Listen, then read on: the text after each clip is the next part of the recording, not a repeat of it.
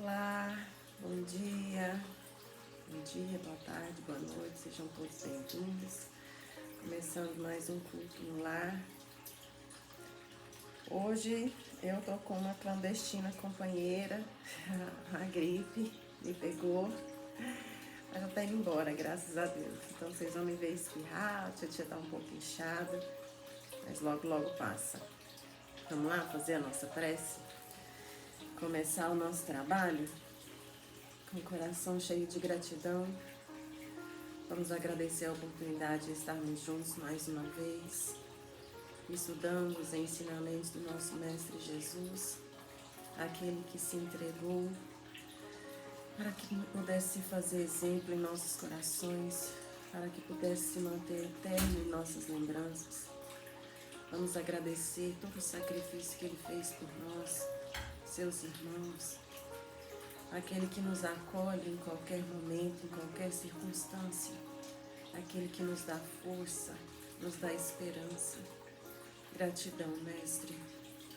Perdão por sermos ainda tão ingratos, tão imperfeitos, tão imaturos para compreender a grandiosidade dos seus atos. Mas estudamos dia após dia para expandir as nossas mentes, para compreender nem que seja um pouquinho de todo o seu sacrifício e de todo o seu amor crístico. Graças te damos mais uma vez por mais um dia de vida, de aprendizado, de ensinamentos, mais um dia para compartilhar bons sentimentos, bons pensamentos e auxiliar aqueles que precisam receber auxílio nos momentos em que precisamos. Que a sua luz e a sua paz seja a nossa estrela guia hoje e por todo sempre. E que assim seja. Que assim seja. Vamos lá, começar? Hoje a tia nos preparou. Nós vamos estudar aqui tudo junto. Reconhece-se o cristão pelas suas obras. Adoro essa leitura. Foi por isso que eu não me preparei, para você pegar de surpresa. Então vamos lá. Aqueles que dizem... Deixa eu só confirmar aqui.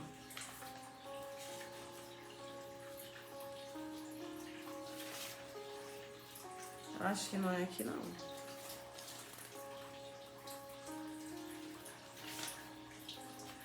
Não é aqui não, gente.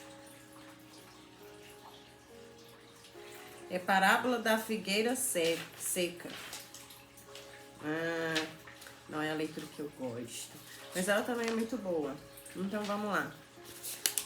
Parábola da figueira seca. Quando saíram de Betânia, ele teve fome. E vendo de longe uma figueira, foi ver se poderia nela encontrar alguma coisa. E tendo se aproximado, não encontrou senão folhas, porque não era tempo de figos. Então Jesus disse à figueira: que ninguém coma de ti nenhum fruto, o que seus discípulos ouviram. No dia seguinte, passando pela figueira, viram que ela havia se tornado seca até a raiz. E Pedro, lembrando-se das palavras de Jesus, lhe disse: Mestre, vede como a figueira que amaldiçoastes tornou-se seca. Jesus, tomando a palavra, lhe disse: Tende fé em Deus.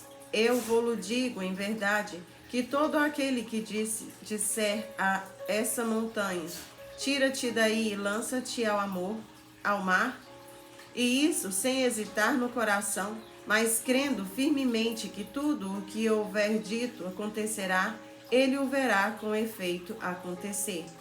São Marcos, capítulo 11, versículo 12, 13 e 14 e de 20 a 23.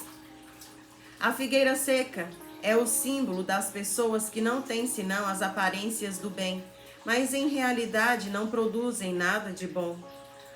Oradores que têm mais brilho do que solidez. Suas palavras têm o verniz da superfície, agradam aos ouvidos, mas quando perscrutadas nelas, não se encontra nada de substancial para o coração. Depois de tê-las ouvido, pergunta-se qual proveito disso se tirou. É ainda o emblema de todas as pessoas que têm os meios de serem úteis e não são, de todas as utopias, de todos os sistemas vazios, de todas as doutrinas sem base sólida. O que falta, na maioria das vezes, é a verdadeira fé, a fé fecunda, a fé que comove as fibras do coração, numa palavra, a fé que transporta montanhas. São as árvores que têm folhas, mas não frutos. Por isso, Jesus as condena à esterilidade, porque um dia virá em que estarão secas até a raiz. Quer dizer que todos os sistemas, todas as doutrinas que não tiverem produzido nenhum bem à humanidade, cairão no nada. Que todos os homens voluntariamente inúteis, por falta de terem colocado em prática os recursos que tinham, serão tratados como a figueira seca. Os médiuns são os intérpretes dos espíritos.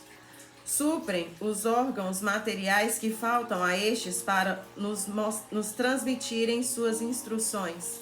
Por isso, são dotados de faculdades para esse efeito. Neste tempos de renovação social, tem uma missão particular. São as árvores que devem dar o alimento espiritual aos seus irmãos. São multiplicados para que o alimento seja abundante. Encontram-se por toda parte, em todos os países, em todas as classes da sociedade, entre os ricos e entre os pobres, entre os grandes e entre os pequenos, a fim de que não haja deserdados.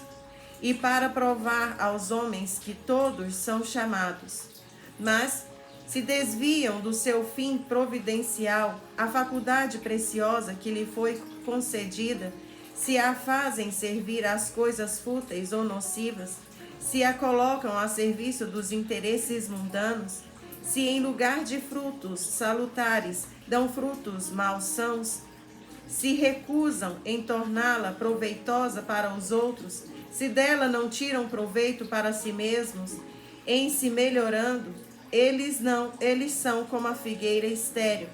Deus lhes retirará um dom que se tornou inútil em suas mãos, a semente que não sabem fazer frutificar, e os deixará tornarem-se a presa dos maus espíritos. Muito boa também essa leitura, né, gente? É um alerta aí para os médiuns que preferem levar uma vida normal. Eu acho que eu posso dizer assim, né? Porque o médium não tem uma vida normal. E acho que é o sonho de qualquer médium, né? Até ele conseguir despertar. Eu digo por mim. Quantos anos eu não neguei, né? A mediunidade, que eu nasci com ela. E eu realmente nasci com ela. Eu não tive muito tempo para questionar se isso era real, se não era. E é muito difícil mesmo para um médium querer ter uma vida normal por falta de esclarecimento do seu real trabalho, da real necessidade, do motivo por estar aqui, né? E não consegue, não adianta. Eu tiro por mim, eu vou falar por mim, eu não vou falar nem pelas coisas que eu já li, não. A sua vida, ela começa maravilhosa. Tudo que você precisa, as portas vão se abrindo, as oportunidades vão chegando. Mas quando você realmente decide que você não vai atuar no campo mediúnico, tudo fecha. Sua vida que só vive assim, ó. Subindo, subindo, conquistando, conquistando, conquistando. Aí ela começa a fazer isso aqui, ó. Perdendo, perdendo, perdendo, ficando doido, enlouquecendo, enlouquecendo, indo embora, sumindo. Transtornos, desentendimentos, desavenças. Não é fácil. E é uma responsabilidade muito grande, principalmente pelos tempos de hoje. Ninguém nasce médium porque é mais especial. Ninguém nasce médium porque tem um privilégio. E ninguém nasce médium para poder pagar de sabichão, não. Você é médium porque o seu débito é muito maior do que o dos outros. E você tem pouquíssimo tempo para poder pagar essa dívida. Mas você tem um talento grandioso. Você tem força, tem persuasão, né? E tem um controle mental também muito grande. Para ser médium é necessário ter um controle mental, né? Não é aquela pessoa que às vezes até se tornou, né? Porque estacionou e momentaneamente se tornou uma pessoa que vive em devaneios. Mas eu te garanto que a partir do momento em que você quiser mudar, a sua mente vai responder muito rápido. Que há uma necessidade, uma qualidade, um adjetivo que o médium precisa ter, é o controle mental. Então, a mediunidade, ela é entregue, não é como um presente, nem como uma dádiva, é uma obrigação, é um compromisso que você fez, né? E a fé, gente, a fé, ela cabe a todos. A mediunidade também, né? A gente fala assim, acha que médiums são só aquelas pessoas que têm uma mediunidade ostensiva. Não é não. Todos nós somos médiums, uns mais que os outros, assim como tem uns matemáticos que têm uma visão mais numérica, né, digamos assim, mais avantajada do que outros. Mas a mediunidade pertence a todos nós. E a fé é mais do que tudo, né? Porque sem fé, acho que a gente, na situação que encontra o planeta hoje, a gente nem sai da cama. Tamanho desespero. Deixa esse carro passar, por favor. E a gente já continua. Ai, ai. Aí uma coisa que eu não entendo. Uma área do marketing eu não entendo.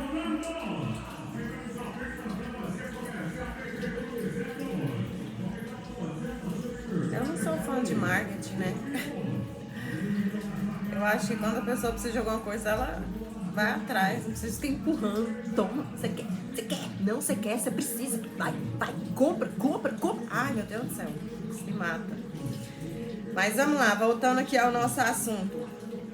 A gente vive um tempo que não é fácil para ninguém.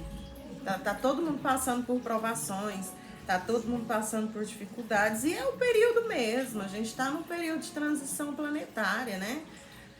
Para todo mundo entender, eu gosto muito de falar isso. A gente está no período de separação do joio do trigo. Então, é difícil mesmo. Você teve 2000 anos para fazer tudo. Ninguém fez.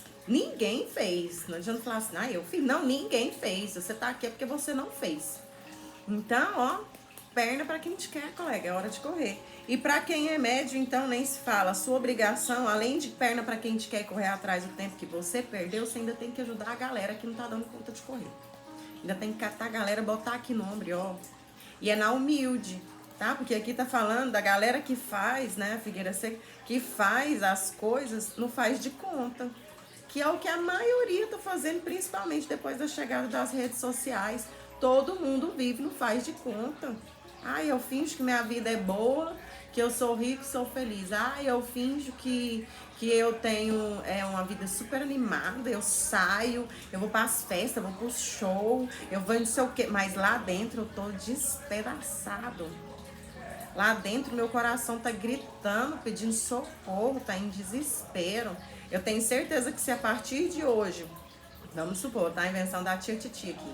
A partir de hoje, os Androids, né, os celulares, tivessem um aparelho, um dispositivo que proibisse você de postar mentira, acabou. Acabou a rede social. Acabou tudo ali. Aquela brincadeirinha que ele já era. Então é por aí, que a gente possa ser uma figueira que dê frutos.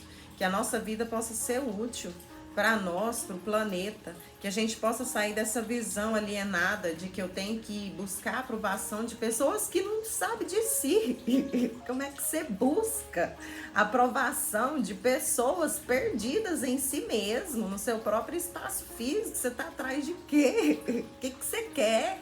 Nem eles sabem o que eles estão fazendo, onde eles estão, indo para onde. Se você for trocar 5 minutos de ideia com essas pessoas que você busca aprovação, elas estão muito mais perdidas que você. Então, busque aprovação do seu bem-estar, do seu bem-estar consciencial. Busca um caminho que te ilumina, que te faz crescer, que te... não, mas meus amigos não gostam disso. Que ótimo! Então, porque tá na hora de você trocar de amigo. Busca uns amigos que gostam de coisas boas, de coisas que engrandecem. de coisas que alimentam a sua alma. Tá? Vamos pensar nisso. E buscar aprovação, gente, pelo amor de Deus, né? Vamos ter uns comportamentos mais dignos. Vamos pôr pra cá. Um pouquinho. Na máquina. Minha mesa hoje tá cheia. Vamos lá, então? O livro dos Espíritos. Eu tô estudando ele com 2 turmas. Aí tá. Deixa eu tirar essa marcação aqui. Então vamos lá. Livro dos Espíritos. Provas da riqueza e da miséria. Pergunta de número 814. Por que Deus deu a uns as riquezas e o poder e a outros a miséria? Perguntou Allan Kardec para os espíritos. E eles responderam: para provar cada um de maneira diferente. Aliás, sabeis que os próprios espíritos escolheram essa prova e frequentemente nela sucumbem. Que é isso que a gente estava falando, né? Você pede aí a Deus para vir com dinheiro, vamos supor, né? Só para vocês entenderem esse processo um pouco mais a fundo. Vamos supor que lá no período da Inquisição, você nasceu um rei. Aí você foi um rei perverso, um rei cruel, que não importava com seu povo, que o povo morria à míngua, né? Ia lá, sei lá, roubava um saco de batata, você ia lá e levava de arrasto, só porque roubou um saco de batata para alimentar os seus 12 filhos que ele fez, que naquela época era assim, né? 12 filhos era pouco. E aí você foi disso para pior, né? Não vamos pegar muito exemplo, não vamos ficar comprido. E aí você desencarnou, chegou lá em cima, você viu a meleca que você fez. Fala, nossa, não acredito que eu fui isso. Aí seus mentores foram, foi isso. Aí você ficou 500 anos se preparando para vir de novo, né? Você ficou lá, estudou, limpou seu perispírito que estava podre. De tanta energia negativa que você produziu, você destruiu o seu perispírito, né? Porque não é bate lá e volta não, viu, gente? O processo é mais embaixo. Aí você conseguiu consertar ali um tanto bom de obsessores que estavam atrás de você, para você conseguir reencarnar e ter uma vida maleável, uma vida razoável, sem muito transtorno mental, porque com a quantidade de obsessores, né, de pessoas com raiva de você, que morreu por sua causa, de fome, de sede, de frio ou de morte matada, e aí você criou uma legião de obsessores, então não dava nem pra você reencarnar, porque você ia bater aqui e ficar doido de tanta gente atrás de você. Então você fez todo esse preparo e tal, e aí não, agora vai nascer lá no século XXI, né? Já não tem mais o perigo dele querer destronar algum rei para poder ter o poder, mas ele escolheu nascer com uma fortuna. Vamos supor que você escolheu nascer como um político, né? Ah, ele escolheu nascer com uma fortuna para ver se ele consegue agora dominar essas paixões, né? Pelo ouro, pela matéria, sua paixão pelo poder. Aí vai nasce. Aí nasce filho de não sei quem, não sei na onde, que governa não sei o que lá. E aí? Ah, não, eu vou comprar um Porsche, vou comprar uma ilha lá nas Maldivas, e eu vou comprar não sei o que, vou comprar uma loira, uma morena, uma mulata, uma ruiva, uma asiática. E aí nós vamos vivendo e daqui a pouco eu me preocupo com isso e desencarne, pluft. Já era, né? Pois é, esse é o processo. Por isso que a gente nasce com uma certa quantidade financeira, para aprender a controlar as nossas paixões. A partir do momento em que primeiro ele ajudar, para depois pensar lá nas Ilhas Maldivas, vai chegar uma hora que ele vai ver que ele não precisa ter uma ilha Maldiva, ele não precisa ter um Porsche Cayenne, ele não precisa ter uma mulher de cada raça, em cada ponto do mundo. Aí, e essa paixão, esse desejo, essa cultura de querer ter, ele já não vai ter mais. É assim que se vence uma paixão, é assim que ganha com a fortuna nas mãos. Ai, Tina, é errado ser rico, porque eu ouvi falar que é mais fácil um camelo entrar no buraco da agulha do que um rico entrar no reino dos céus. Não, não é difícil, não, só tem que ter determinação, prioridades. Qual é a sua prioridade? Você tem consciência do motivo pelo qual você tem tanto dinheiro na mão? Não, não tem não, então vai atrás da sua consciência. Não é na igreja, não é lá no retiro, lá no Oásis, não, é dentro de você. Dentro de você, você vai buscar. Porque com certeza a sementinha foi plantada aí. Pergunta de número 815. Qual das duas provas é mais terrível para o homem? A da infelicidade ou a da fortuna? E os espíritos respondem: tanto uma quanto outra o são. A miséria provoca um murmúrio contra a providência e a riqueza leva a todos os excessos. É aquilo, né? Cada um, ninguém está satisfeito com o que tem, cada um deseja aquilo que o outro está vivendo.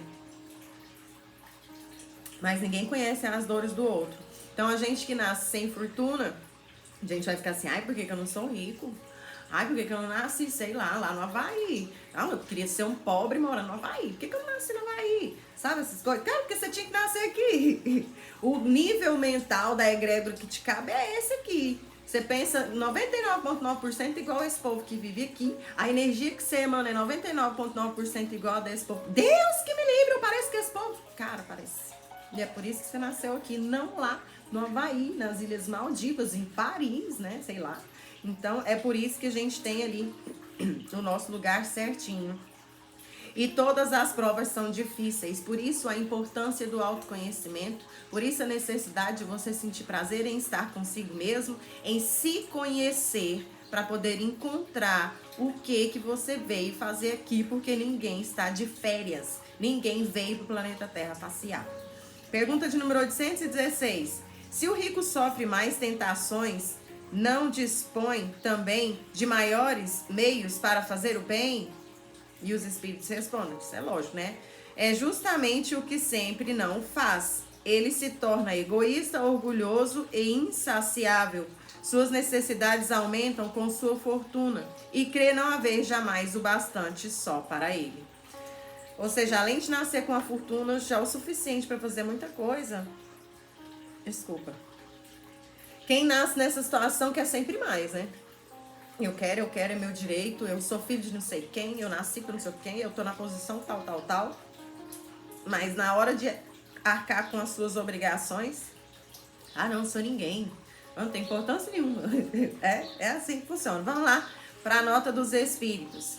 A posição elevada neste mundo e a autoridade sobre seus semelhantes são provas tão grandes e tão difíceis quanto a miséria, porque quanto mais se é rico e poderoso, mais se tem obrigações a cumprir, e maiores são os meios para se fazer o bem e o mal. Deus experimenta o pobre pela resignação e o rico pelo uso que faz dos seus bens e do seu poder. A riqueza e o poder fazem nascer as paixões que nos ligam à matéria e nos afastam da perfeição espiritual. Por isso, Jesus disse: eu vos digo em verdade, é mais fácil um camelo passar pelo buraco de uma agulha que um rico entrar no reino dos céus. Para uma melhor compreensão mais aprofundada, vide questão de número 266 do Livro dos Espíritos, o qual nós já estudamos. Então tá aqui mais uma vez que ninguém vive o que vive por acaso, né? Cada um tem um propósito. Ninguém vai ter o mesmo propósito que o do meu coleguinha. Por isso eu não posso ter inveja da vida do meu coleguinha, né? Porque quando a gente fica ali invejando a vida do coleguinha, isso tem demais, gente. Nossa Senhora. Se vocês soubessem o quanto é denso e asquerosa a energia da inveja, vocês mudavam rapidinho. Então, muita gente tá ali buscando, né? Ai, eu queria tanto ser igual fulano. Às vezes fulano não tem nada. É uma pobreza. Mas tem um brilho na alma que é inexplicável. Então, essa pessoa carrega uma bagagem de pessoas que segue, que quer secar essa pessoa. Nossa, mas eu não tenho nada. Por que esse povo faz isso? Por causa da sua luz, do seu brilho. Então, você precisa entender por que você tem esse brilho. Você precisa entender por que você tem essa luz. Você tem alguma coisa. Vamos correr atrás disso. E não é pra você ficar postando fotinha bonitinha no Instagram com seu brilhinho, seu cabelinho, com seu corpinho bonitinho, com seu sorrisinho, ganhando likes, né? E monetizando. Não, não é para isso. Você tem um objetivo. Então, enquanto as pessoas estão ali invejando o coleguinha que tem a luz, eles não sabem o que eles têm que fazer de cá. Enquanto o coleguinha estiver achando legal, todo mundo tem inveja da luz dele, ele não está usando a luz dele para uma coisa que preste. Enquanto o coleguinha está aqui preocupado se o povo parou de observar a luz dele porque conseguiu raciocinar e for correr atrás do seu, ele está perdendo a luz dele também. E aí vem a leitura do Evangelho. O povo que não sabe utilizar aquilo que foi dado para cumprir o seu papel aqui na Terra, logo será tirado. assim funciona também com a mediunidade, tá? Não aconteceu comigo, não, pelo contrário, só foi piorando, piorando, piorando. Mas, se você usa o que você tem, por exemplo, o brilho, eu tenho um brilho, sou tão bonita, nasci pra brilhar. Aí você não sabe usar a sua beleza, você usa a sua beleza só pra seduzir, pra ter mais dinheiro, pra sentir ali o seu ego massageado, pra diminuir as pessoas ao seu redor. Cara, logo, logo, você arruma uma cicatriz bem enorme aqui assim, ó. Logo, logo, você passa um processo, seu rosto vai ficar assim, tá? Então vamos começar a prestar atenção. Se eu tenho uma fortuna, uso e abuso e adoro comprar uns carros chiques, ir lá pro Marista, ficar desfilando nos bar para aquelas mulheres que não tem onde cair morta, ficar fingindo que tem muito dinheiro e dando em cima de mim e tal. Logo, logo você perde tudo. Logo, logo vai embora tudo. Então é mais ou menos assim que funciona. Achei bacana o casamento da leitura do Evangelho com a leitura do Livro dos Espíritos hoje, é a realidade que a gente está vivendo, né? Deixa eu pegar aqui de novo o nome aqui, para ainda. Provas da riqueza e da miséria. E a parábola da figueira seca, né? Que foi no Evangelho. Então, muito interessante, para que a gente possa se atentar à posição que a gente se encontra. A gente se encontra numa posição estratégica, não é por acaso. Então vamos usar essa posição para os outros e principalmente para o nosso autoconhecimento, para a gente se conhecer, né? Para a gente se acolher. Ontem um colega nosso no estudo, ele fez um comentário tão lindo, eu achei tão lindo, vou mudar um pouco o discurso, mas é praticamente a mesma coisa. Nós temos uma preocupação muito grande em acolher, né? Dentro da casa de assistência, em qualquer uma que seja, a gente acolhe muito aqueles que estão fora, os necessitados, os que estão passando dificuldade financeira, às vezes até dificuldade emocional, e a gente esquece de olhar para o colega do nosso lado. Aquele colega que está fazendo o trabalho junto com a gente, aquele colega que chegou cedo lá junto com a gente poder fazer, seja qual for o trabalho, uma caravana, um atendimento mediúnico, uma triagem. A gente esquece de acolher aqueles que estão do nosso lado. A gente também tem esse papel. Eu achei grandioso o discurso que ele fez, porque a gente tem essa obrigação de nos preparar, de nos conhecer, de olharmos uns para os outros e entender se o meu coleguinha tá bom ou não tá hoje. E se ele não tiver, que eu possa ter a humildade de ir lá e acolher ele com amor, com carinho, com respeito. Que a gente possa ter essa sensibilidade uns com os outros. Isso faz parte também do processo que a gente veio viver aqui no planeta Terra. Acolher uns aos outros. Estamos todos no mesmo barco, passando a mesma dificuldade. As provas são semelhantes. Claro que umas mais que as outras, né? Umas mais pesadas, outras mais leves. Mas a gente está passando pela prova. E eu já senti necessidade de ser acolhida. E doeu muito, porque quando eu disse e expus a minha dor, eu fui tratada com frieza, indiferença. Como se por eu estar lá dentro eu não pudesse sentir, eu não pudesse sofrer, eu não passasse por situações que me fizessem chorar. E eu tenho certeza que se fosse uma pessoa desconhecida minha, teria me acolhido. Mesmo ali dentro. Não fosse uma pessoa, um povão, que não está na direção, que está ali por amor, por coração, teria me acolhido. Então, eu acho que essa mensagem desse amigo nosso, ela tem que ser colocada no mural. Porque ela é muito importante. E tive, graças a Deus, a oportunidade de passar por esse processo também com pessoas que eu ainda nem conhecia. Mas eu tenho a facilidade do meu coração apitar, né? A pessoa tá passando um processo difícil, meu coração começa a gritar. Parece que ele fica assim. Nem todos têm esse privilégio. Hoje, para mim, é um privilégio. Já não foi, uma época não foi. Mas que a gente possa se atentar aí para os nossos colegas.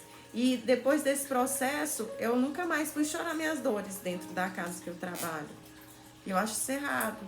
Eu acho que a gente tinha, sim, que ser acolhido, né? E depois que passa a parte mais dolorosa, ligar e falar, e aí, como é que você tá? Você melhorou?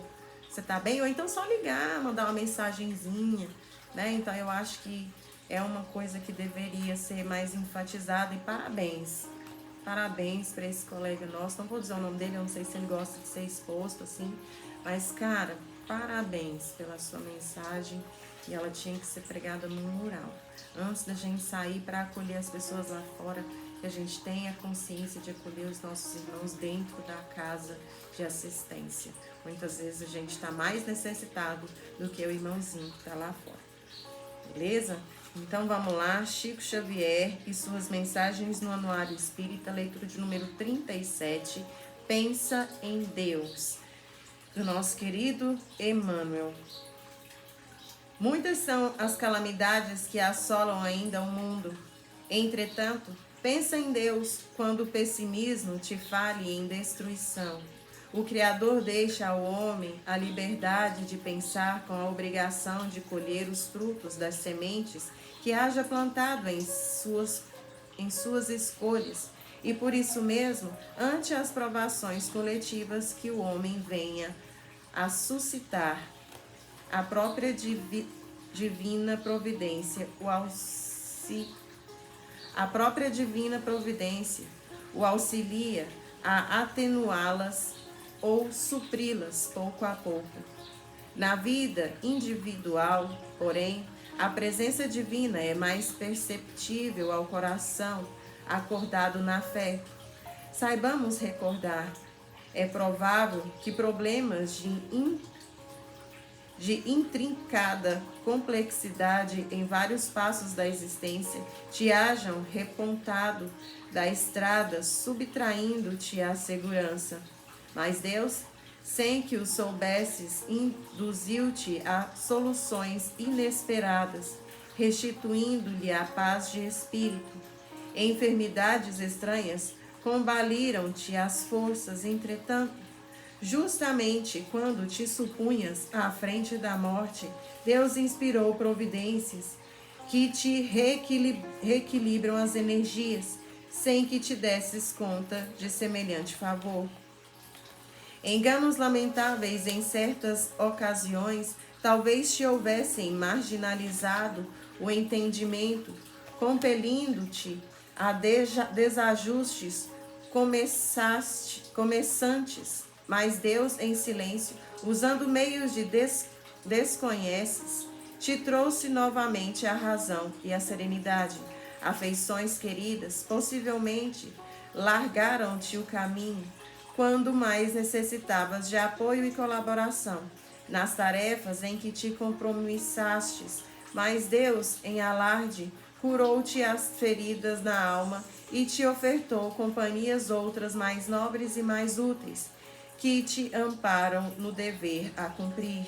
Em todas as crises da experiência humana, nunca deixes de amar e compreender, desculpar e servir sempre. Em qualquer circunstância, pensa em Deus, mesmo que haja caído no mais profundo abismo. Crê no bem e espera por Deus, porque Deus te levantará. Uau, que assim seja. AE 1979. Muito lindo, né? Aqui nesse livro tem mensagem de Meimei, tem mensagem de um monte de gente, mas toda leitura que eu abro cai só Emmanuel aí, ó. Silva Fontoura, Jair Presente. Será que Emmanuel tá me perseguindo? Zé, mas só os tapas na cara, né, que dá. Mas tá massa, mano. É por aí, bora que bora. Eu tava reparando nisso, eu só abro esse livro de forma aleatória. Eu não leio ele de forma corrida. E eu sempre caio nas leituras de Emmanuel. Sempre, sempre, sempre. Acho que eu nunca peguei um outro. Mas tá massa, vamos lá. Vamos fechar os nossos olhos. Agradecer mais uma vez a oportunidade do estudo, do aprendizado. A oportunidade de compreender os nossos passos neste planeta. Por que nascemos? O que fazemos aqui? Quem somos nós? Por que, Mestre, confiastes em nós um trabalho tão grandioso? Que possamos compreender o real motivo das nossas dores, das nossas provações, das nossas dificuldades, para que possamos finalmente encontrar dentro de nós um caminho em direção ao nosso Mestre, o caminho em direção aquele que nos guia, aquele que nos alimenta, aquele que nos fortalece. Que possamos ser instrumentos em vossas mãos, que possamos levar ao nosso irmão aquilo que eles mais necessitam, para que possamos, enfim, receber o que mais necessitamos. Mestre, gratidão pela confiança, gratidão por acreditar que somos capazes de levar a sua bandeira, o seu amor, até os lugares mais remotos. Perdão por fraquejarmos, tropeçarmos em nossas pedras às vezes, mas somos seres errantes e ainda o seremos por muitos anos, mas na certeza de que um dia, mediante a sua fé, ao crédito que nos dá, seremos melhores do que hoje e melhores a cada dia. Gratidão mais uma vez pela oportunidade e que o seu amor seja sempre a nossa estrela guia. E que assim seja. Que assim seja. Vamos lá para o livro de estudo? Já te falou, né? Ela pega uma pontinha, vai puxando, tchum, tchum, e vai falando. Faz parte. Então, nós estamos estudando Herdeiros do Novo Mundo. Um livro que explica como que funciona a separação do joio do trigo. Que não é por dizer e anunciar por aí que eu sou cristão e ficar recitando parábolas da Bíblia. Isso não vai salvar ninguém, né? Muito pelo contrário, o povo vai ficar rindo de você, falar, ih, ela ficou doida. É pelo que você faz, né? Conhece-se um cristão pelas suas obras. Então não é o que você fala que é levado em conta, é o que você faz e é o que você vibra. Como assim, Tino, que eu vibro? Porque não adianta você construir um personagem e ser uma pessoa boa na frente dos outros, acolhedora, gentil, que fala assim, mansinho. Tem muito isso, viu, gente? Pessoas que te ofendem, falando assim de forma delicada, achando que o tom de voz não vai fazer com que você perceba tanta grosseria que ela é capaz de te dizer na sua face, na sua cute seca. Então não adianta você construir um personagem e aí quando você chega lá dentro da sua casa, você tira a sua máscara e mostra quem você é de verdade. Você está sendo visto, você está sendo assistido, você está sendo sentido. E não é só pelos espíritos desencarnados, são por todas as pessoas que têm uma mediunidade mais ostensiva, aflorada, principalmente os empatas, né? O empata, ele você não precisa nem abrir a boca, ele já te saca. Então esse livro ele vem mostrar isso. Não adianta você ser um bom médium que recebe aqui o Bezerra de Menezes, que recebe irmã Zeferina, irmã Sheila, não adianta. Se você não tem a frequência exigida pelo planeta. Então vamos lá, hoje eu não vou voltar a parágrafo, a gente vai a partir daqui mesmo e a gente vai recapitulando aos poucos. Assustados com o detalhamento casuístico dos problemas de cada um, Lorena exclamou, surpresa. Mas, irmão Ribeiro, o senhor conhece assim tão bem as vidas de todos os que aqui trabalham, lá no Centro Espírita. Sorrindo em razão da entonação usada por Lorena para a pergunta, Ribeiro tratou de acalmá-la. Bem, Lorena, a consciência tranquila pode ser um lago transparente e generoso onde as estrelas do céu noturno vêm brilhar sem qualquer problema. Por isso, entre os filhos que guardam responsabilidade e sinceridade com o ideal, é muito fácil transitarmos e observarmos seus verdadeiros esforços na transformação, o que nos garante um entrosamento direto e fraterno, onde não temos segredos, não nos enganamos, nem pretendemos nos iludir mutuamente. Quanto aos outros, os que carregam a consciência enodoada pelas condutas íntimas não adequadas, imaginando-se bem escondidos pelo véu da invisibilidade, também dispostos de suas fichas individuais, não a título de bisbilhotice, mas sim como forma de supervisionarmos os seus passos, buscando evitar quedas mais graves ou comprometedoras, como também entender os motivos que os prendem a tais tragédias morais ou necessidades específicas. Não nos alegraria descobrir este ou aquele em situação difícil que poderia ter sido evitada antes, mas que acabou sucedendo por ter-lhes faltado o nosso concurso. Assim, por muito amá-los, temos o cuidado de observar com discrição suas condutas, que, aliás, vêm estampadas na própria atmosfera vibratória que possuímos e que nos denuncia com as imagens coloridas de nossos pensamentos e sentimentos, muito bem plasmados à nossa volta, que é a aura, tá? Quem consegue ver a aura e tem a legenda das cores, sabe exatamente o que a pessoa sente, o que a pessoa está pensando, a frequência que ela costuma vibrar. No entanto, nossa tarefa está longe de ser invasiva ou de ter o intuito de esquadrinhar os mínimos detalhes de tudo o que façam. Quando acompanhamos um irmão que se dirige aos bordéis espirituais, sabemos o que ele procura e então não necessitamos segui-lo nas orgias em que se envolverá. Quando seguimos um irmão que procura negociatas inferiores, temos a exata medida de suas intenções reais e assim não precisamos nos deter nos detalhes de seus contratos indiscretos ou perniciosos. Não pensem vocês que ignoramos os momentos de intimidades, as necessidades de prazeres físicos, a que os seus corpos estão ainda submetidos. Nem que isso seja considerado por nós como algo inadequado. Sabemos em que mundo estamos vivendo e nós próprios já tivemos de enfrentar todas essas formas de viver, assim como também precisaremos mais cedo ou mais tarde retomar o corpo físico para o prosseguimento de nossa jornada evolutiva. Então, não se preocupe imaginando que sua privacidade está devassada pelas vistas dos seus amigos espirituais. Nós respeitamos cada escolha que façam, por pior que ela seja. O mesmo, no entanto, não se pode dizer das entidades inferiores que convivem com os encarnados de maneira direta e incisiva, aceitos como hóspedes, como convidados ou como comparsas e cúmplices. Estes espíritos inferiores não só se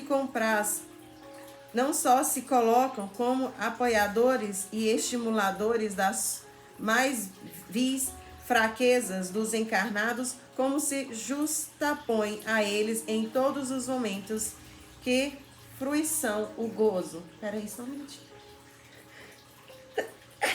Ai, obrigada. Cadê?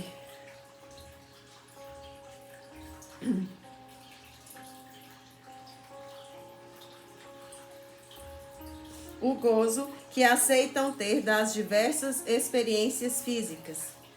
Dizia Paulo de Tarso que éramos acompanhados por uma nuvem de testemunhas.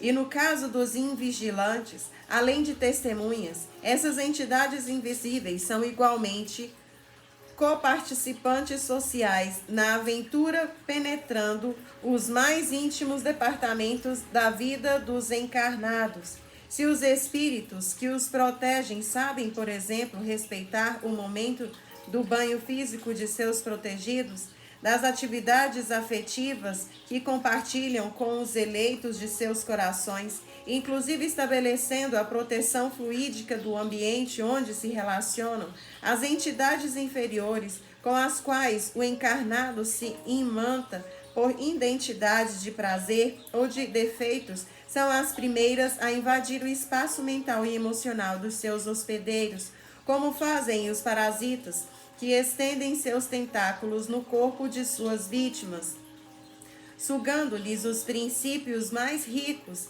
e se alimentando de tais forças, ao mesmo tempo em que os estimulam para que não parem, para que mais se aprofundem nas práticas euforizantes.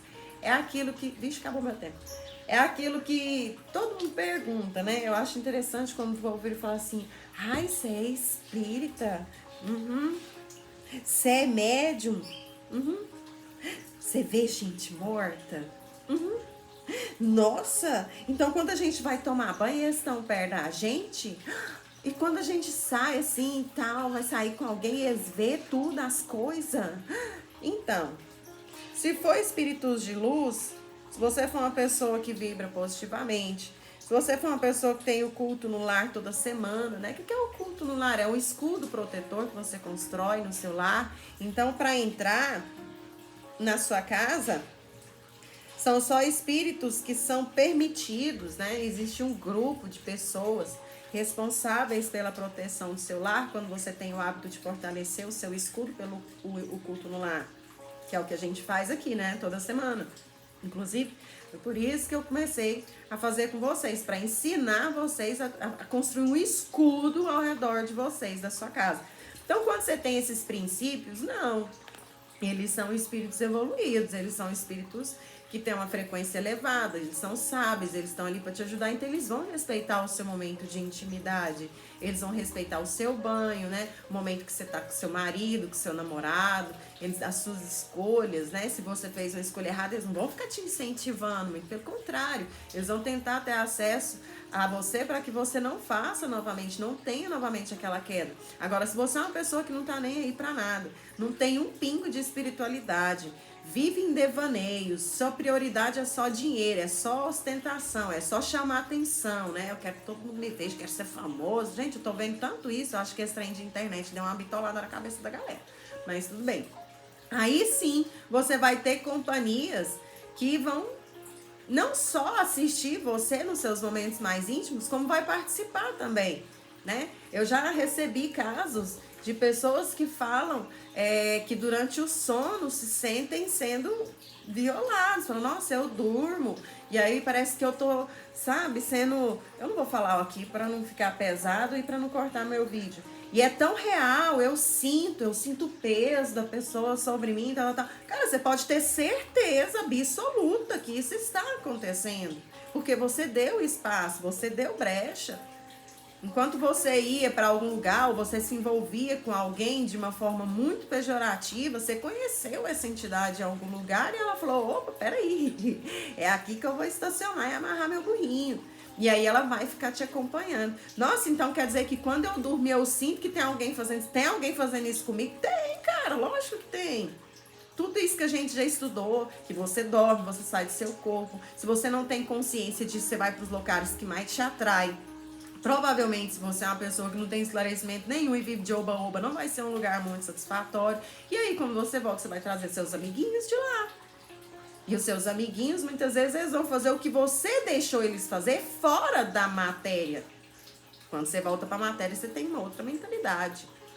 Muitas vezes nem mentalidade você tem. Mas quando você sai da matéria, você tem. E aí você faz amizade, você cria vínculos e você traz para dentro da sua casa. Então o culto no lar ele é importante por isso. Porque quando você entra em devaneios, dá uma queda, tem os guardiões ali no portão de sua casa, que hora que você vai entrar, e você fala, opa, peraí, você entra, você não. Por quê? Não, ela não tá bem, mas você não é daqui. Então assim você já vai ter um suporte espiritual maior. Você vai ter os assistidos, né? Quem vai te assistir são almas mais elevadas, que por mais que você tenha quedas, por ser um ser errante, eles vão estar ali te ajudando, eles não vão estar te induzindo a fazer mais. Hoje foi bom, hein? Amanhã vai ser melhor. Então é por aí, beleza? E na semana que vem a gente continua. Um beijo no coração de vocês. Gratidão pela presença. Vocês possam levar aí no coração de vocês alguma mensagem positiva que a gente emanou hoje para o seu crescimento, para o seu esclarecimento, para o seu acolhimento para com você e para com os outros também. Beleza? Beijo no coração, gente. Até semana que vem. Tchau, tchau.